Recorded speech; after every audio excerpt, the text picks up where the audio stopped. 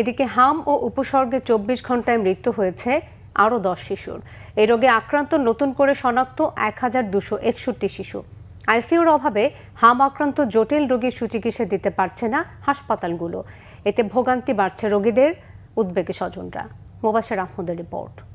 হাম আক্রান্ত ও মৃত্যু থেমে নেই। প্রতিদিনই সন্তানদের নিয়ে হাসপাতালে ছুটছেন স্বজনেরা। ভর্তি করতে না পেরে ছুটতে হচ্ছে এক হাসপাতাল থেকে আরেক হাসপাতালে।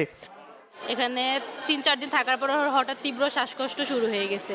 তারপরে আমাদেরকে বলছে বাচ্চা দ্রুত আইসিইউ লাগবে। হামের সিমটমটা আমরা বুঝি নাই, ঘামাচির মতো উঠছিল, তো আমরা ভাবছিলাম যে এটা মনে হয় ঘামাচি। এর আগে নিউমোনিয়ার জন্য বেসরকারি ক্লিনিকে ধানমন্ডিতে ভর্তি করা হয়েছে। তারা বলছে যে বাচ্চা হাম বাড়িয়েছে, আমরা চিকিৎসা নইটা চলতো না, আমরা ঢাকা নিয়ে যান।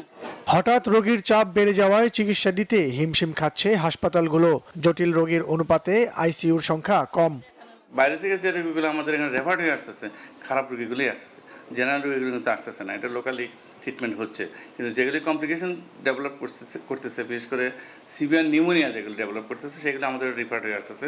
আর এই রোগীগুলো কিন্তু আইসিইউ লাগবে, আমরা কিন্তু দিতে পারতেছি না। সেক্ষেত্রে আমার মনে হয় গভর্নমেন্ট যদি এমন একটা সিস্টেম করতো যে আইসিইউর বেড বাড়ানো যেত, যেমন কোভিডের সময় হাসপাতালে মহাকালী যে হাসপাতালটা করেছিল, ডিএনসিসি হসপিটাল ডেডিকেটেড করেছিল, ওইরকম যদি এরকম একটা হাসপাতালকে ডেডিকেটেড আইসিইউ করা হয়, আইসিইউ বা পিআইসিইউ করা হয় বাচ্চাদের জন্য, যেখানে ১০০ বেড বা ২০০ বেডের একটা আইসিইউ থাকলো, এটা হলে কিন্তু রোগীদের ভর্তি হওয়ার জন্য অনেক সুবিধা হবে।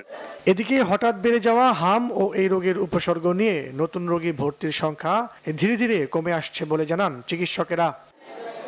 মোবাশ্বের আহমেদ, বাংলা ভিশন, ঢাকা।